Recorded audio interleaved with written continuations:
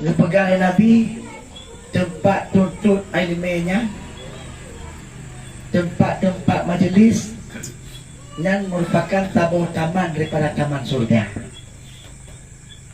Tempat-tempat tuntut ilmiah, tempat-tempat majlis yang merupakan tabur taman daripada tamannya surga.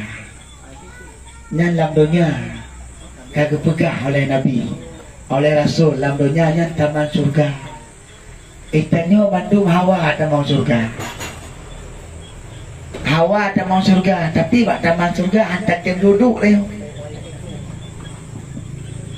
Dalam dunia kana taman surga. Nak lagi nyonyot tabur taman daripada taman surga yang dipegang oleh baginda Rasulullah sallallahu alaihi wasallam.